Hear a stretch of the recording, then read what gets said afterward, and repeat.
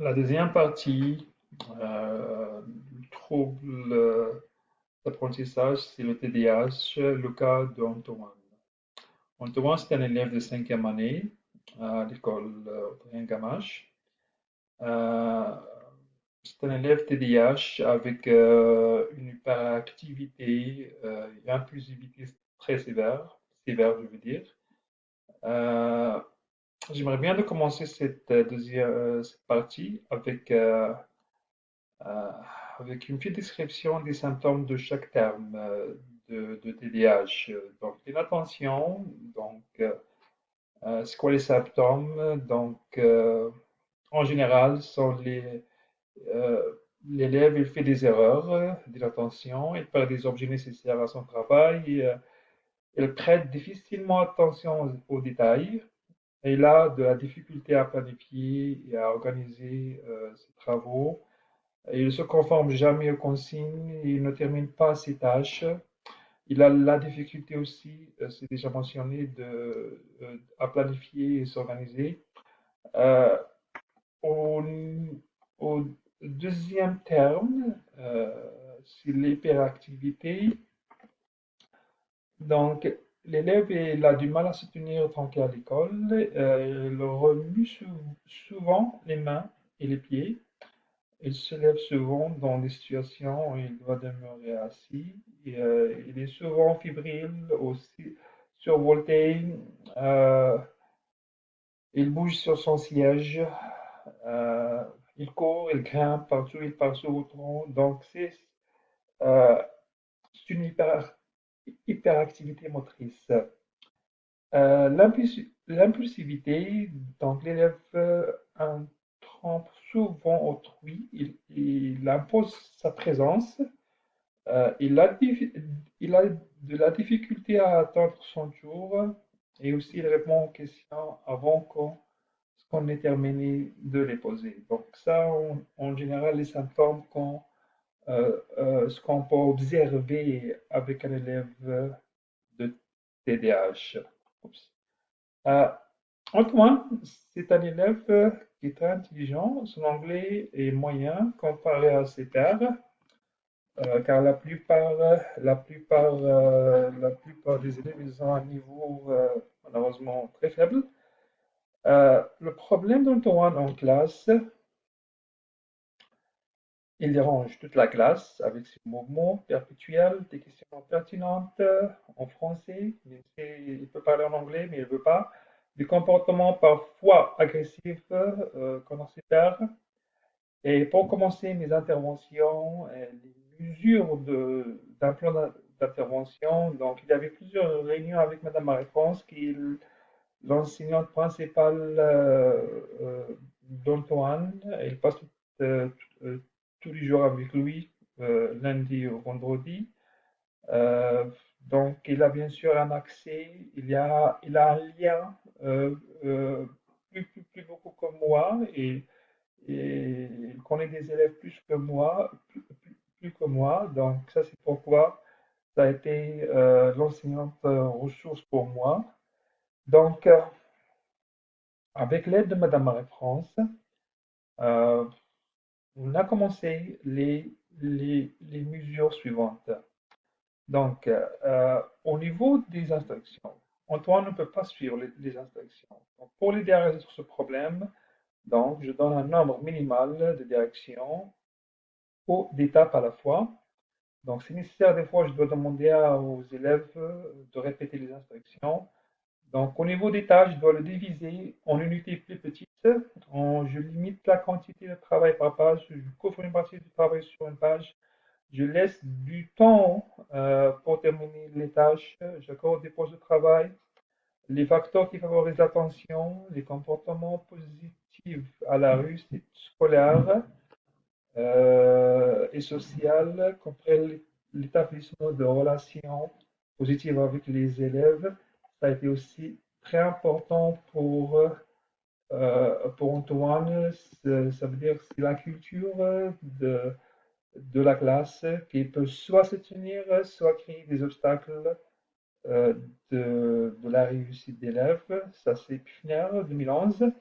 Donc, Ça, c'est pourquoi. Euh, il y a des autres mesures concernant la culture de classe ou la gestion de classe. Donc, avec l'aide de Madame Marie-France, pour renforcer un comportement positif.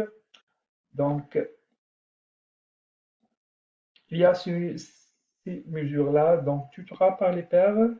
Donc, ici, euh, j'ai assigné un mari, c'est une élève, comme tutrice à Antoine.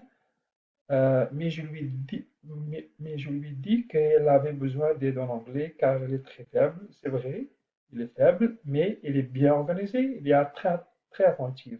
Le but de ceci est d'attirer l'attention d'Antoine sur les comportements positifs. Donc, cela conduit à l'apprentissage coopératif. Et ça, c'est l'objectif de ce mesure-là. Et Et bien sûr, notre but principal d'Amaris, c'est d'utiliser les stratégies de partage. Donc, penser, jumeler, partager, c'est très important. Euh, la troisième mesure, ça a été disposition des sièges. Donc, je place Antoine à proximité de moi afin de pouvoir suivre le travail de l'élève. Je le place également à côté de ses pairs qui sont de travailleurs attentifs. Et la stratégie de renforcement. Donc, je dois toujours adopter un comportement positif. Je dois toujours l'encourager, le féliciter, bien sûr, pour adopter ce genre de comportement. Euh, et bien sûr, le renforcement, c'est aussi avec la maman.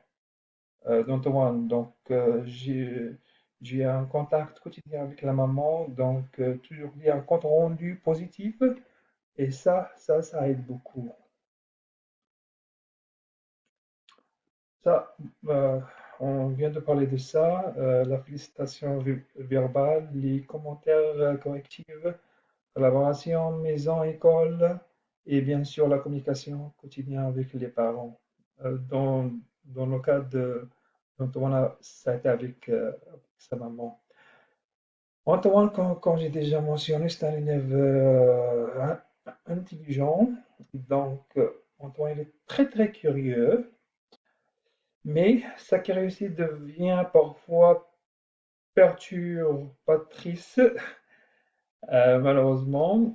Énergétique, des fois il est inconscient de son comportement dérangeant, mais il regrette son comportement, mais il est vraiment incapable de s'arrêter. Antoine, il est divertissant et drôle, mais parfois il dépasse les limites.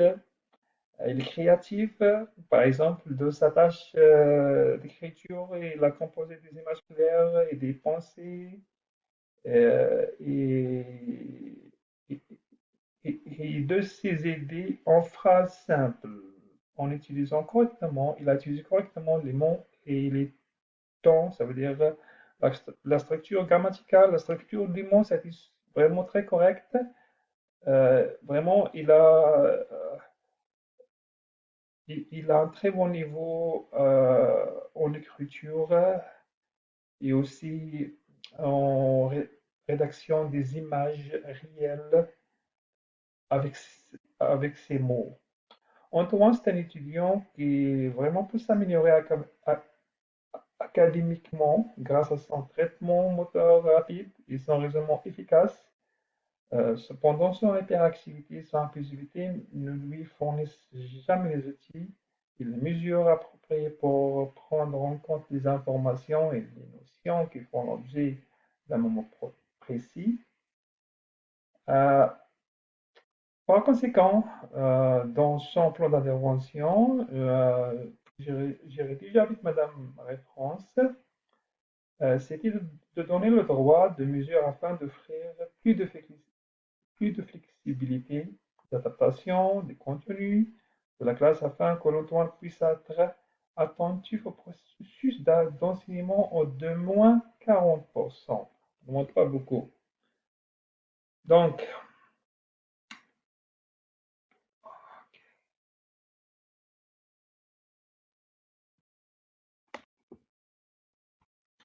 Euh, pour les difficultés, donc oui, il a plusieurs difficultés, mais euh, ça n'est pas vraiment un obstacle d'enseignement. Donc, il a du mal à participer aux conversations, il est facilement distrait, il a du mal à suivre les instructions.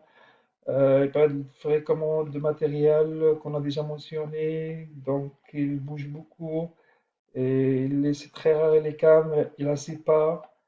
Donc, les améliorations qui ont été euh, euh, en place avec lui, donc oui, euh, pour Antoine, il a été capable de passer les deux tiers de son cours en anglais sur son siège. C'est très très rare au début de l'année scolaire, surtout le mois de septembre et le mois d'octobre. Antoine ne pose pas des questions non pertinentes, jamais, comme c'est pas comme avant. Antoine demande de l'aide à moi et à son père tutrice. Antoine a pu obtenir ces 15 minutes de jeu sur l'ordinateur. Ça, sont ça, c'est un programme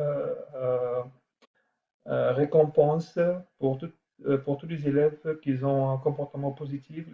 Ils ont le droit de jouer. Antoine a pu utiliser les codes couleurs de son dossier. Donc, par exemple, rouge a arrêté de parler, vert discute tranquillement, donc ainsi de suite, bleu, blanc. Donc, ça a été très, très, très efficace avec lui. Donc, pour la pédagogie de la différenciation, au niveau de la flexibilité de l'environnement, Antoine a accès à un environnement calme. Il peut utiliser le salon, le coin calme ou le salon calme. Il peut changer son siège. Il peut utiliser des cookies. Il peut demander l'autorisation pour marcher. Il peut avoir une extension de pause. Cependant, cela a été également basé sur les efforts qu'il devrait faire pour apprendre. Au niveau de l'adaptation, j'adapte mon enseignement à ses besoins. Euh, donc, il a il a une tutrice, ce qui lui dit euh, de l'aide, ce qui lui demandait de l'aide supplémentaire. Il peut demander plus de détails sur une leçon. Il peut demander des explications personnalisées. Et bien sûr, au niveau de l'adaptation, il peut utiliser bien sûr euh, une balle pour détresser un peu et il peut bien sûr prolonger sa pause comme j'ai déjà mentionné. Et au niveau de modification, il n'y avait pas de modification pour lui parce qu'il a été capable euh, de respecter les exigences des tests et des examens. Donc, c'est ça. Et ça a été un plan d'intervention ce qui est très, très effectif pour lui, même s'il y avait des, des difficultés. Voilà.